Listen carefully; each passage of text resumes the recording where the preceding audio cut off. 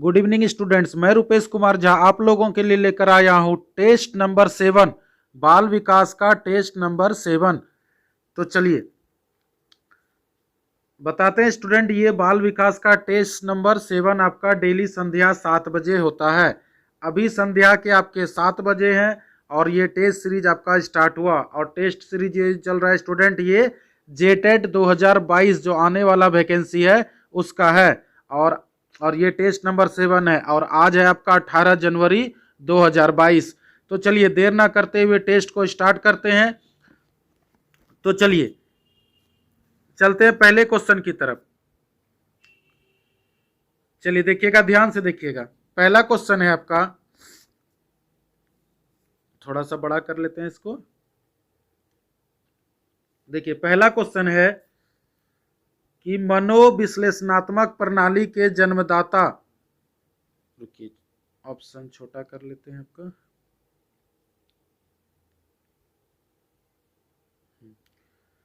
चलिए पहला क्वेश्चन है आपका कि मनोविश्लेषणात्मक प्रणाली के जन्मदाता कौन है। तो 4 ऑप्शन आपके सामने दिया है, आपको बताना है कि इसका क्या होगा। पहला है आपका वुडवर्थ, दूसरा है सिगमंड फ्रायड, तीसरा है जुंग, चौथा है जे.एस. रॉस। तो बताइए स्टूडेंट इसका उत्तर क्या होगा। 5 सेकंड का समय दिया जाता है आपको। तो चलिए बताते हैं कि मनोविश्लेषणात्मक प्रणाली के जन्मदाता कौन है। तो देखिए मनोविश्लेषणात्मक प्रणाली के जन्मदाता कौन है, ये आपको याद करना होगा स्टूडेंट। ये आपका वुडवर्थ बिल्कुल गलत होगा, आपका सिगमंड फ्रायड याद रखिएगा। मनोविश्लेषणात्मक प्रणाली के जन्मदाता कौन है स्टूडेंट, सिगमंड फ्रायड याद रखिएगा। जुंग भाई साहब नहीं है, जुंग भाई साहब नहीं है और जे.एस. रॉस नहीं है। तो चलिए अगला क्वेश्चन 2 नंबर क्वेश्चन, दूसरा नंबर क्वेश्चन है आपका विद्यार्थियों की, ध्यान से देखिएगा। दूसरा क्वेश्चन है आपका विद्यार्थियों की शिक्षा में डैश की महत्वपूर्ण भूमिका होती है। तो ऑप्शन देखिए आपके सामने 4 ऑप्शन दिया हुआ है, यानी विद्यार्थियों की शिक्षा में महत्वपूर्ण भूमिका क्या होती है। ऑप्शन देखिए, पहला आपका अनुवांशिकता, पहला अनुवांशिकता, देखिए इसको बड़ा कर देते हैं। विद्यार्थियों की आवश्यकता में महत्वपूर्ण भूमिका होती है। पहला ऑप्शन है आपका अनुवांशिकता, दूसरा है वातावरण, तीसरा ए और बी दोनों यानी अनुवांशिकता और वातावरण, चौथा आपका इनमें से कोई नहीं। तो बताइए स्टूडेंट इसका उत्तर क्या होगा। तो चलिए बताते हैं, विद्यार्थियों की शिक्षा की महत्वपूर्ण भूमिका होती है, देखिए अनुवांशिकता भी होती है, वातावरण भी होती है, यानी इसका मतलब ए और बी दोनों इसका उत्तर होगा। तो चलिए चलते हैं तीसरे प्रश्न की ओर। तीसरा क्वेश्चन है संज्ञानात्मक विकास। देखिए तीसरा क्वेश्चन है आपका संज्ञानात्मक विकास का क्या तात्पर्य है। ग्रहण की गई संवेदी सूचनाओं का रूपांतरण, दूसरा ऑप्शन है आपका ग्रहण की गई सूचनाओं का विस्तारण, तीसरा ऑप्शन है आपका सूचनाओं का संग्रहण एवं पुनः प्रस्तुतिकरण और चौथा है इसका ये सभी। तो बताइए स्टूडेंट जल्दी से इसका उत्तर क्या होगा। चलिए तो बहुत आसान क्वेश्चन था कि संज्ञानात्मक विकास का तात्पर्य क्या है। तो देखिए संज्ञानात्मक विकास का तात्पर्य आपका ग्रहण की गई संवेदी सूचनाओं का रूपांतरण, बिल्कुल सही बात है। दूसरा ग्रहण की गई सूचनाओं का विस्तारण, ये भी बिल्कुल सही बात है। तीसरा है सूचनाओं का संग्रहण एवं पुनः प्रस्तुतिकरण, ये भी बात सही है। इसलिए इसका स्टूडेंट आंसर होगा ये सभी, यानी इसका उत्तर होगा डी नंबर। चलते हैं अगले क्वेश्चन की तरफ। 4 नंबर क्वेश्चन, 4 नंबर क्वेश्चन है आपका, ध्यान से देखिएगा। गर्भधारण से लेकर जन्म तक की अवस्था को क्या कहा जाता है। तो बहुत इजी क्वेश्चन है स्टूडेंट कि गर्भधारण से लेकर जन्म तक की अवस्था को क्या कहते हैं। तो बताइए, ऑप्शन है आपका प्रसव पूर्ण, दूसरा है बचपन, तीसरा है उत्तर बाल्यावस्था, चौथा है पूर्व किशोरावस्था। तो बताइए स्टूडेंट इसका उत्तर क्या होगा। तो चलिए हम लोग जानते हैं, पहले आपको फिर से बताते हैं। गर्भधारण से, देखिए गर्भधारण से लेकर जन्म तक, तो गर्भधारण से लेकर जन्म तक, तो इस हम लोग पहले पढ़े थे पूर्व प्रसूति काल अवस्था, पढ़े होंगे आप। पूर्व एनसीईआरटी बुक अगर आपने पढ़ा होगा तो आपने पढ़ा होगा कि पूर्व प्रसूति काल अवस्था, ये पूर्व प्रसूति काल अवस्था क्या होता है स्टूडेंट, आपका जन्म से लेकर, नहीं जन्म नहीं, गर्भ से लेकर जन्म तक होता है, याद रखिएगा। गर्भ से लेकर जन्म तक होता है पूर्व प्रसूति काल अवस्था। तो क्वेश्चन आपका यहीं पर पूछा है कि गर्भ धारण से लेकर जन्म तक क्या होगी। तो इसका आंसर होगा स्टूडेंट प्रसवपूर्ण। देखिए इसका आंसर क्या होगा आपका प्रसवपूर्ण। बचपन तो होगा नहीं स्टूडेंट, बचपन तो होगा नहीं। उत्तर बाल्यावस्था आपका 6 से लेके 12 वर्ष होता है, और पूर्व किशोरावस्था क्या होता है 12 से लेके आपका 14 वर्ष होता है। तो इसलिए गर्भ से लेकर जन्म तक की अवस्था को हम लोग प्रसवपूर्व अवस्था कहते हैं। यानी 4 का उत्तर ए नंबर होगा। चलते हैं 5वां नंबर क्वेश्चन। 5वां नंबर क्वेश्चन है, जीन पियाजे के अनुसार बच्चों का अमूर्त तर्क और तर्क कौशल किस दौरान विकसित होते हैं। तो चलिए बताना है कि जीन पियाजे के अनुसार बच्चों का अमूर्त तर्क और तर्क कौशल किस दौरान विकसित होते हैं। पहला है आपका ऑप्शन ज्ञानेंद्रिय अवस्था में, दूसरा है पूर्वानुक्रमिक अवस्था में, तीसरा है आपका औपचारिक परिचालन अवस्था में, चौथा है आपका ठोस परिचालन अवस्था में। तो बताइए स्टूडेंट 5 सेकंड का समय दिया था, इसका उत्तर क्या होगा।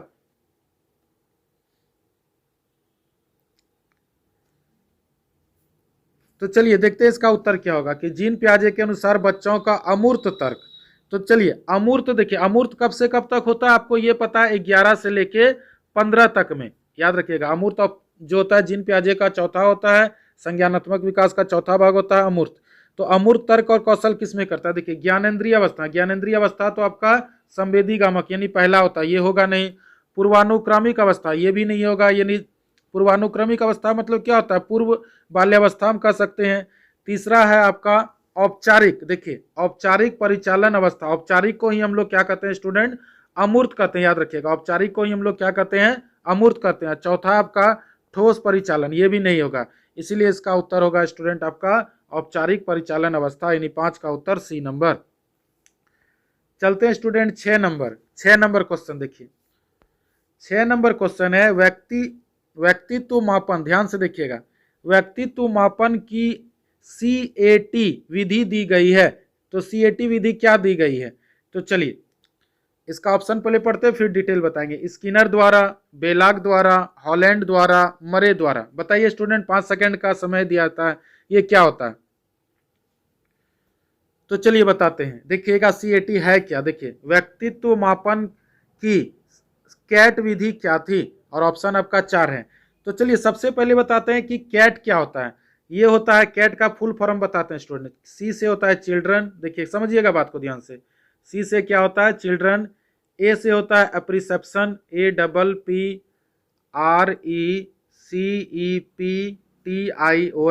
एप्रिसेप्शन, और T से होता है स्टूडेंट टेस्ट होता है, यानी आपका चिल्ड्रन एप्रिसेप्शन टेस्ट। और इसको अगर हिंदी में कहा जाए तो इसको हम लोग हिंदी में कहते हैं बाल, समझिएगा बाल अंतर्बोध परीक्षण। याद रखिएगा, ये सब फुल फॉर्म भी कभी कभी आपको पूछ देगा एग्जाम में। और ये जो किया था आपका लियोपोलार्ड बेलाक ने, कब किया था 1948 से लेके 1949 में किया था। याद रखिएगा इसका निर्माण, जो इस परीक्षण का निर्माण किया था किसने किया था, लियोपोल्ड बेलाक ने 1948 से लेके 1949 में। तो चलिए स्टूडेंट अब बताते हैं इसका उत्तर क्या होगा। अब इसका व्यक्तित्व मापन की कैट विधि किसने दी गई थी, तो ये आपका दिया था बेलाक नाम का मनोवैज्ञानिक ने। याद रखिएगा किसने दिया था, आपका बेलाक नाम का मनोवैज्ञानिक ने, यानी आपका आंसर होगा 6 का उत्तर क्या होगा स्टूडेंट, बी नंबर। याद रखिएगा। अगला क्वेश्चन है 7 नंबर है, समझिएगा पूरा डिटेल। 7 नंबर है, TAT टैट हेतु कितने कार्ड हैं, टैट हेतु कितने कार्ड हैं।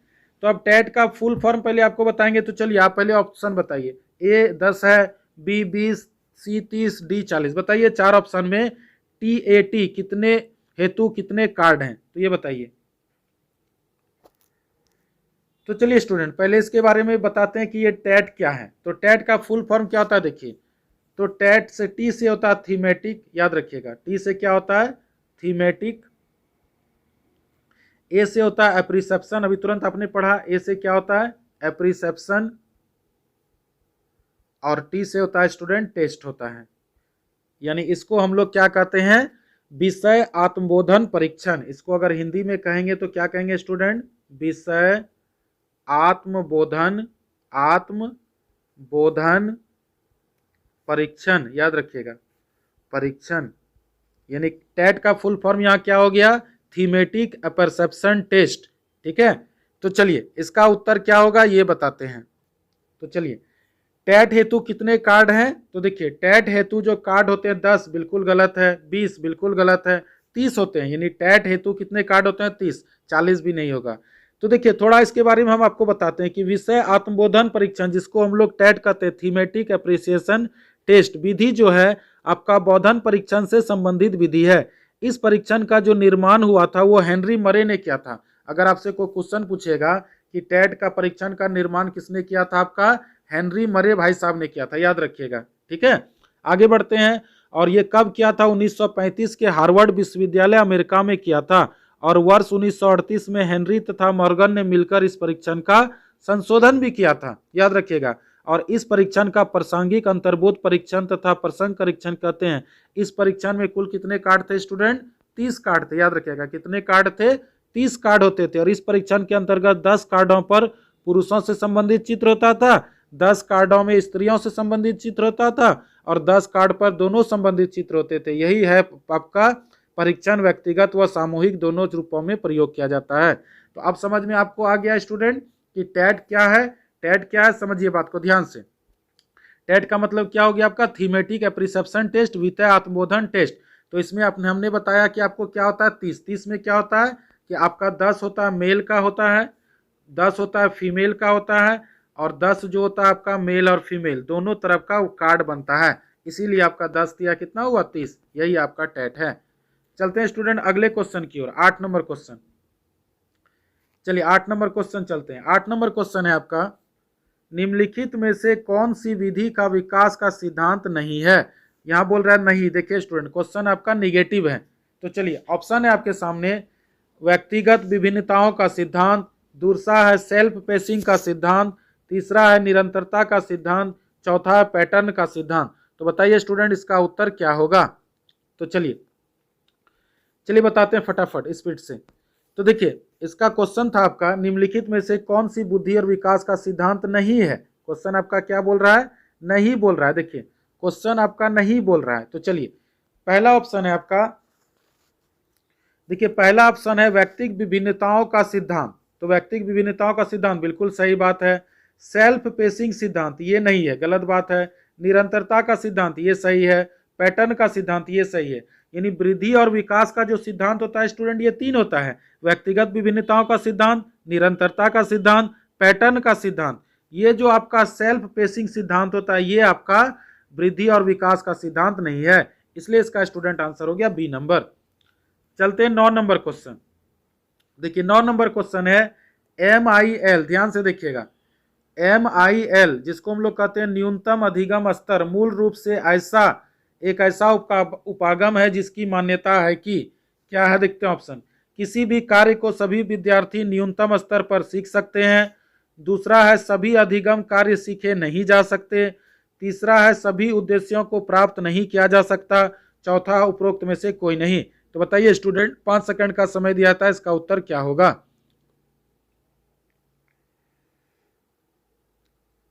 चलिए तो देखिए MIL इसका मतलब फुल फॉर्म क्या होता है आपका? न्यूनतम अधिकतम स्तर। देखिए तो न्यूनतम अधिकतम स्तर ऐसा उपागम जिसकी मान्यता, क्या मान्यता होती है?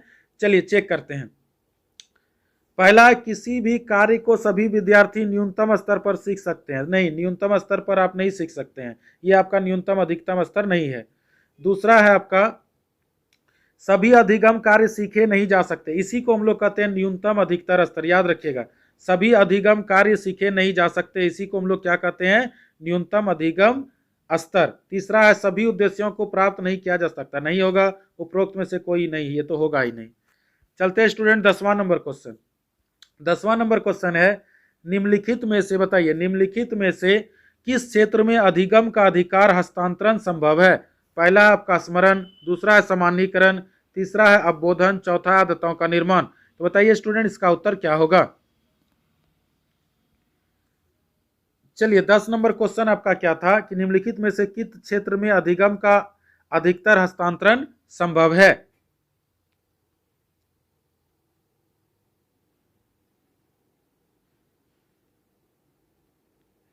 चलिए स्टूडेंट बैक होते हैं, ये क्वेश्चन एक बार फिर से बताते हैं। 9 नंबर, देखिए 9 नंबर गलती बता दिए थे। देखिए 9 नंबर क्वेश्चन था कि MIL, देखिए ध्यान से, MIL न्यूनतम अधिकतम स्तर मूल रूप से ऐसा उपागम है जिसकी मान्यता, देखिएगा फिर से, किसी भी कार्य को सभी विद्यार्थी न्यूनतम स्तर पर सीख सकते हैं, यही आपका MIL है। याद रखिएगा, याद रखिएगा। MIL क्या होता है स्टूडेंट, कि किसी भी कार्य को सभी विद्यार्थी न्यूनतम स्तर पर सीख सकते हैं, यही आपका MIL होता है। याद रखिएगा। चलिए अब आगे बढ़ते हैं 10वां नंबर क्वेश्चन। 10वां नंबर क्वेश्चन है, निम्नलिखित में से किस क्षेत्र में अधिगम का अधिकतर स्तर हस्तांतरण संभव है। तो देखिए, पहला आपका स्मरण, बिल्कुल आपका गलत होगा। स्मरण में आपका अधिगम का अधिकतर हस्तांतरण संभव नहीं है। सामान्यीकरण, बिल्कुल सही बात है। सामान्यीकरण में क्या होता है स्टूडेंट, जब कोई एक सीखा हुआ कार्य दूसरे सीखने कार्य को प्रभावित करता है तो उसे अधिगम का क्या कहते हैं, अत्यधिक हस्तांतरण कहते हैं। ठीक है, और यही क्या होता है, यह क्रिया क्या होती है। और दूसरा बात इसमें क्या है स्टूडेंट, कि जैसे कि हम विद्यालय में जोड़ घटाव गुना आदि सीखते हैं और उस ज्ञान को बाजार में चीजें खरीदने के समय में करते हैं, दूसरी ओर जब पहली सीखी हुई क्रिया दूसरे सीखी क्रिया में बाधक बनती है तो उसे विपरीत हस्तांतरण कहते हैं। यही क्रिया सामान्यीकरण की दिशा में कहलाता है। तीसरा तो आपका स्टूडेंट अवबोधन तो होगा नहीं, और चौथा आपका आदतों का निर्माण बिल्कुल नहीं होगा। यानी अधिगम का अधिकतर हस्तांतरण संभव क्या है, सामान्यीकरण में। याद रखिएगा। चलते हैं 11 नंबर, बहुत इजी क्वेश्चन है, बताइए। प्याजे के अनुसार प्राक संप्रत्यात्मक एवं अंतरदर्शीय विधि संबंधित है, तो बताइए क्या इसका उत्तर होगा। पहला आपका संवेदी पेशीय अवस्था, दूसरा मूर्त संक्रियात्मक, तीसरा औपचारिक संक्रियात्मक, उपरोक्त में से कोई नहीं। तो चलिए, संवेदी पेशीय स्टूडेंट क्या होता है आपका 0 से लेके 2 वर्ष।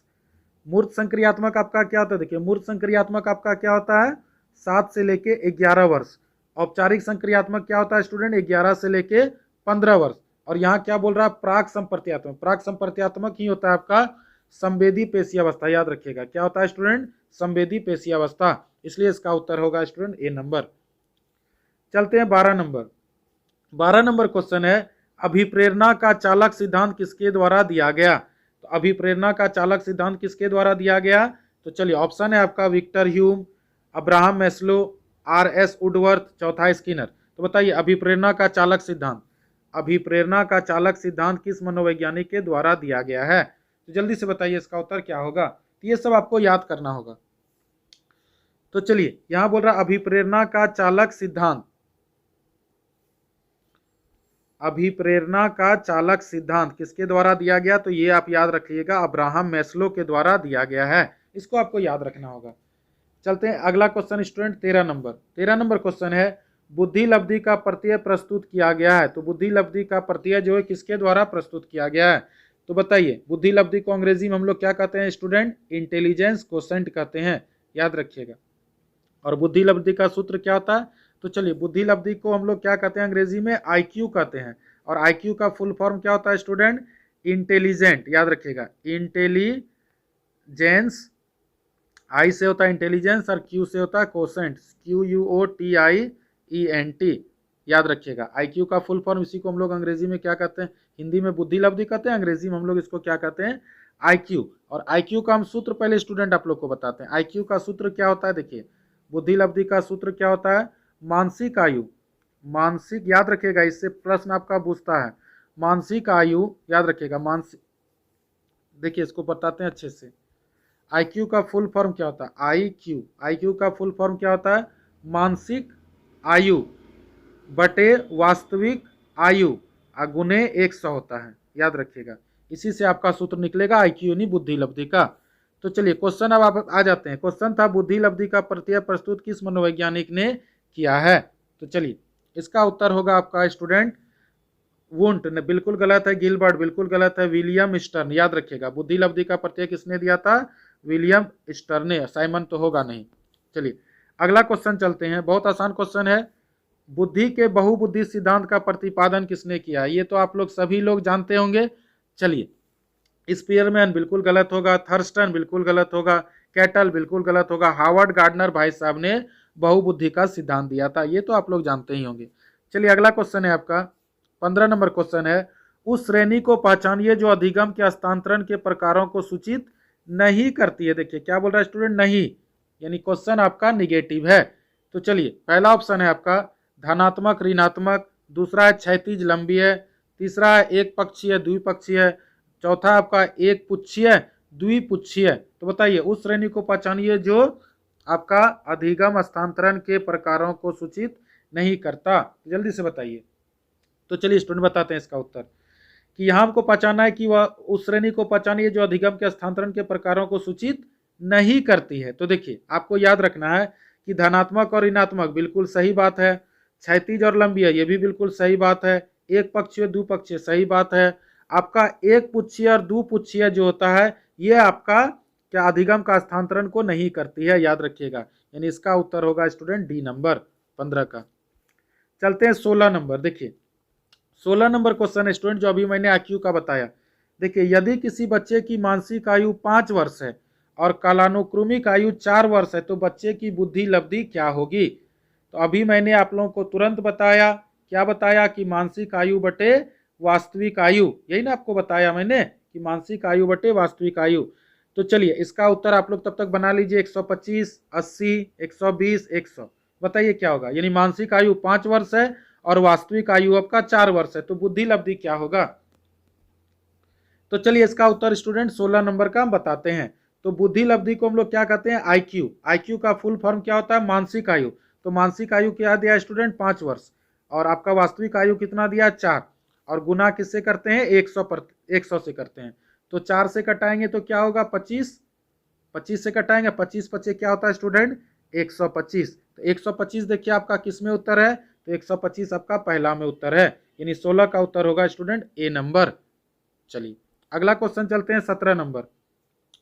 17 नंबर क्वेश्चन है थॉर्नडाइक ने सीखने का यह नियम नहीं दिया है। तो बताइए थॉर्नडाइक ने कौन सा नियम नहीं दिया है। तो चलिए आप लोग तो जानते ही होंगे। चलिए बहुत इजी क्वेश्चन है। तो चलिए थॉर्नडाइक ने तत्परता का नियम दिया, बिल्कुल सही बात है। प्रभाव का नियम दिया, बिल्कुल सही बात है। अवलोकन का नियम नहीं दिया है और आपका अभ्यास का नियम दिया। तो याद रखिएगा थॉर्नडाइक ने आपका 3 नियम दिया है, तत्परता का नियम, प्रभाव का नियम और अभ्यास का नियम। इसलिए इसका उत्तर होगा स्टूडेंट नहीं बोला है तो इसका आंसर होगा आपका अवलोकन का नियम थॉर्नडाइक ने नहीं दिया, इसलिए इसका उत्तर होगा स्टूडेंट आपका C नंबर। चलते हैं अगले क्वेश्चन 18 नंबर में। 18 नंबर क्वेश्चन है बताइए निम्न में से कौन सा शिक्षण कौशल से संबंधित है। बताइए ऑप्शन है आपका श्याम पट पर लिखना, प्रश्नों को हल करना, प्रश्न पूछना, ये सभी। बताइए बहुत ही इजी क्वेश्चन है।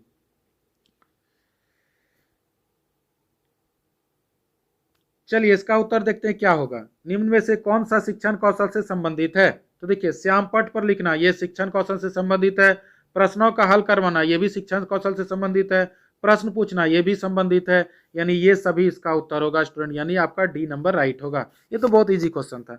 चलते हैं 19 नंबर। 19 नंबर क्वेश्चन है सीखने की प्रक्रिया में सक्रिय अनुबंधन। देखिए क्या बोल रहा है, सीखने की प्रक्रिया में सक्रिय अनुबंधन का आधार है। तो बताइए क्या होगा, आवश्यकता, पुनर्बलन, उद्दीपक, इनमें से कोई नहीं। तो बताइए स्टूडेंट जल्दी से, 5 सेकंड का समय दिया था, इसका उत्तर क्या होगा। सीखने की प्रक्रिया में सक्रिय अनुबंधन क्या है। तो चलिए इसको आप याद कीजिएगा, बहुत ही याद करने वाला चीज है कि सीखने की प्रक्रिया में सक्रिय अनुबंधन जो कहलाता है वो स्टूडेंट आपका कहलाता है पुनर्बलन। याद रखिएगा इसको।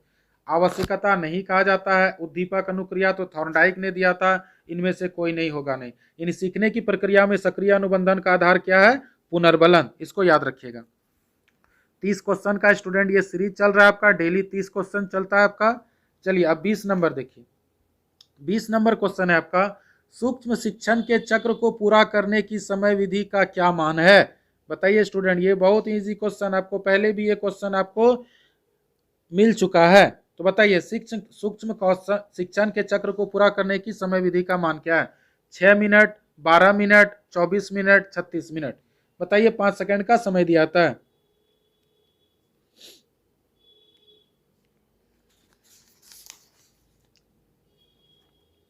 तो चलिए स्टूडेंट बताते हैं, इसका डिटेल से आपको बताते हैं। देखिए सूक्ष्म शिक्षण के चक्र को पूरा करने के लिए समय विधि क्या है। देखिए फिर से हम अच्छा से बताते हैं इसको, ये क्वेश्चन को थोड़ा सा समझिएगा अच्छे से, क्योंकि ये क्वेश्चन आपको एग्जाम में पूछेगा बार बार, बहुत ही इंपॉर्टेंट क्वेश्चन है। तो देखिए क्वेश्चन था सूक्ष्म शिक्षण के चक्र को पूरा करने में समय विधि क्या होगा। तो देखिए इसका आंसर अब क्या होगा पहले बताते हैं। देखिए पढ़ाना क्या होता है स्टूडेंट, देखिए पढ़ाना, देखिए पहला क्या है पढ़ाना, पढ़ाना में लगता है 6 मिनट, समझिएगा। दूसरा है आपका फीडबैक, दूसरा क्या है फीडबैक, फीडबैक में आपका क्या लगता है स्टूडेंट, ये में भी लगता है 6 मिनट, समझिएगा। पढ़ाना में 6 मिनट, फीडबैक में 6 मिनट। तीसरा होता है पुनर्योजना, याद रखिएगा, पुनर्योजना, पुनर्योजना में आपका क्या लगता है 6 मिनट। चौथा है आपका पुनर्शिक्षण, पुनर्शिक्षण में आपका क्या लगता है 6 मिनट, याद रखिएगा। उसके बाद है आपका पुनः फीडबैक, पुनः फीडबैक में क्या लगता है फीडबैक, पुनः फीडबैक में क्या लगता है 6 मिनट। और फिर लगता है आपका उसके बाद पुनः शिक्षण, पुनः शिक्षण में भी क्या लगता है स्टूडेंट आपका 6 मिनट लगता है, यानी टोटल देखिए 6 बार। यानी फिर से हम रिपीट कर देते हैं कि पढ़ाना में 6 मिनट, यानी कहने का मतलब कि शिक्षण कौशल के अभ्यास के लिए उपयुक्त परिस्थितियों में पर्याप्त सुविधाएं बनाने के लिए ये बातें ध्यान रखी गई है। सूक्ष्म शिक्षण के भारतीय नमूने के अनुसार जो एनसीईआरटी में विकसित किया गया है, पढ़ाना में 6 मिनट, फीडबैक में 6 मिनट, याद रखिएगा, पुनर्योजना में 12 मिनट, पुनर्योजना में 12 मिनट लगता है, पुनर्शिक्षण में 6 मिनट, पुनः फीडबैक में 6 मिनट, यानी कुल मिला के स्टूडेंट इसका क्या लगता है टोटल आपका 36 मिनट। याद रखिएगा, सूक्ष्म शिक्षण के चक्र को पूरा करने की समय विधि में कितना लगता है स्टूडेंट 36 मिनट, याद रखिएगा इसको। चलिए अगला क्वेश्चन है 21 नंबर। 21 नंबर क्वेश्चन है आपका, समस्यात्मक बच्चों की पहचान हेतु कौन सी विधि प्रभावशाली है। तो चलिए ऑप्शन है आपके सामने है, विकासात्मक मापनी, बालक का व्यक्तित्व अध्ययन, बालक के व्यवहार का व्यवस्थित अवलोकन, उपरोक्त सभी। बताइए स्टूडेंट जल्दी से इसका उत्तर क्या होगा। तो चलिए बताते हैं, यानी क्वेश्चन था आपका समस्यात्मक बच्चों की पहचान हेतु कौन सी विधि प्रभावशाली है, यानी विकासात्मक मापनी बिल्कुल सही बात है, बालक का व्यक्तित्व अध्ययन ये भी सही बात है, बालक के व्यवहार को व्यवस्थित अवलोकन करना बिल्कुल सही बात है, यानी इसका उत्तर होगा स्टूडेंट उपरोक्त सभी, यानी डी नंबर। चलते हैं 22 नंबर में, बहुत आसान क्वेश्चन। तो बताइए सामाजिक सांस्कृतिक सिद्धांत का प्रतिपादन किसने किया है। बहुत आसान है, बताइए। तो जीन पियाजे तो भाई साहब ने किया नहीं है सामाजिक सांस्कृतिक, जॉन हॉक ने किया नहीं है, स्किनर ने तो क्रिया प्रसूत अनुबंधन का सिद्धांत दिया है, लेव वाइगोत्स्की भाई साहब ने सामाजिक सांस्कृतिक सिद्धांत दिया था। आपसे पूछेगा कि जेडपीडी का सिद्धांत किसने दिया था, तो लेव वाइगोत्स्की ने। आपसे पूछेगा निकट विकास का क्षेत्र का सिद्धांत किसने दिया था, तो लेव वाइगोत्स्की साहब ने। पूछेगा समीपस्थ विकास का क्षेत्र का सिद्धांत किसने दिया था, तो लेव वाइगोत्स्की साहब ने। सहायता की बात किसने किया है, तो लेव वाइगोत्स्की साहब ने किया है। इसके फोल्डिंग वर्ड की बात किसने किया है, तो ये भी लेव वाइगोत्स्की साहब ने किया है। इसके फोल्डिंग का मतलब होता है सहारा देना, पाड़ या ढांचा, इसलिए इसका उत्तर हो गया स्टूडेंट डी नंबर। चलिए 23 नंबर क्वेश्चन में चलते हैं। 23 नंबर क्वेश्चन है आपका, समावेशी शिक्षा में किस प्रकार के छात्र सम्मिलित होते हैं। बताइए, पहला है केवल विशिष्ट छात्र, सामान्य और विशिष्ट छात्र, केवल सामान्य छात्र, बहुभापी और प्रतिभाशाली छात्र। तो समावेशी कक्षा में किस प्रकार के छात्र शामिल होते हैं, जल्दी से बताइए। तो चलिए समावेश क्वेश्चन क्या था आपका कि समावेशी शिक्षा में किस प्रकार के छात्र शामिल होते हैं। तो देखिए पहला आपका केवल, केवल भाई साहब जहां मिलेगा कट कर दीजिए। सामान्य और विशिष्ट छात्र बिल्कुल सही बात है, केवल भाई साहब जहां मिले काट दीजिए। बहुभापी और प्रतिभाशाली, बहुभापी तो होता ही नहीं, इसलिए इसका उत्तर होगा स्टूडेंट बी नंबर। चलिए अब आते हैं 24 नंबर, समावेशीकरण की सफलता के लिए आवश्यक क्या है। तो देखिए समावेशीकरण की सफलता के लिए आवश्यक क्षमता निर्माण, अभिभावकों की भागीदारी, अभिप्रेरणा, ये सभी। बताइए स्टूडेंट, बहुत इजी क्वेश्चन है, इसका उत्तर क्या होगा। तो चलिए बताते हैं, समावेशी की सफलता के लिए आवश्यक क्या क्या है। देखिए क्षमता निर्माण आवश्यकता है, अभिभावकों की भागीदारी भी जरूरी है, अभिप्रेरणा भी जरूरी है, यानी इसका उत्तर होगा स्टूडेंट ये सभी, यानी डी नंबर होगा। अगला क्वेश्चन चलते हैं 25 नंबर। 25 नंबर आपका क्वेश्चन है मानसिक, देखिए ध्यान से, 25 नंबर क्वेश्चन है आपका, मानसिक मंदता का तात्पर्य क्या है। ऑप्शन है आपका औसत मानसिक योग्यता, औसत से कम मानसिक योग्यता, औसत से अधिक मानसिक योग्यता, उपरोक्त में से कोई नहीं। तो बताइए स्टूडेंट, 5 सेकंड का समय दिया जाता है कि इसका उत्तर क्या होगा। मानसिक मंदता का तात्पर्य क्या है। तो चलिए इसका उत्तर बताते हैं। मानसिक मंदता जो होता है, देखिए फिर से, मानसिक मंदता, देखिए मानसिक मंदता जो होता है, औसत मानसिक योग्यता बिल्कुल गलत है, औसत से कम मानसिक योग्यता, याद रखिएगा। मानसिक मंदता क्या होता है, ये सब चीज आपको याद रखना होगा। यानी मानसिक मंदता का तात्पर्य क्या होता है, औसत से कम मानसिक योग्यता, यही इसका उत्तर आपका बी नंबर उत्तर आपका सही होगा। चलते हैं 26 नंबर क्वेश्चन। 26 नंबर क्वेश्चन है, एक अध्यापक, देखिए ध्यान से देखिएगा,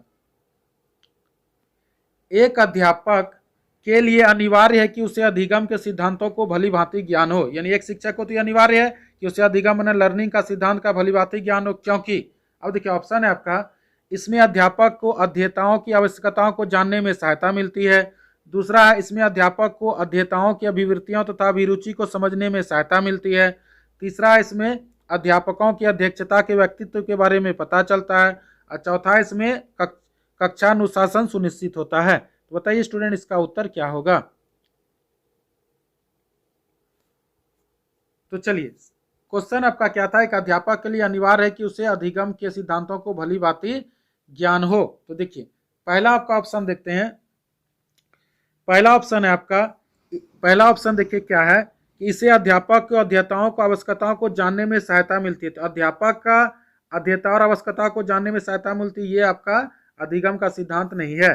दूसरा आपका है, इसे अध्यापक की अध्येताओं और अभिवृत्ति और अभिरुचि को समझने में सहायता मिलती है। बिल्कुल सही बात है, यानी अधिगम के सिद्धांत को भली भांति ज्ञान क्या होना चाहिए, अध्यापक को अध्येताओं की अभिवृत्ति तथा अभिरुचियों को समझने में सहायता मिलती है। तीसरा आपका ऑप्शन है, देखते हैं, इसे अध्यापकों के व्यक्तित्व के बारे में पता चलता है। नहीं, व्यक्तित्व के बारे में पता नहीं चलता है ये अधिगम का सिद्धांत। और इसे कक्षानुसार में सुनिश्चित, सुनिश्चित तो आपका क्या होता है, निगेटिव वर्ड, इसलिए इसका उत्तर होगा स्टूडेंट 26 का बी नंबर। चलते हैं 27 नंबर में। 27 नंबर आपका क्वेश्चन है, शैक्षिक, देखिएगा ध्यान से, शैक्षिक सामग्री का चयन किसे करना चाहिए। शैक्षिक सामग्री का चयन किसे करना चाहिए। ऑप्शन है आपका, अध्यापक को, विभागाध्यक्ष को, संसाधन के प्राचार्य को, विशेषज्ञों की एक समिति को।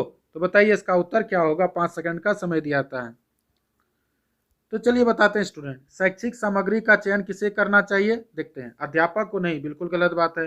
विभागाध्यक्ष को नहीं, संसाधन के प्राचार्य को नहीं, आप किसको करना चाहिए, विशेषज्ञों की एक समिति को आपका शैक्षिक सामग्री का चयन करना चाहिए। इसे आप याद कर लीजिएगा।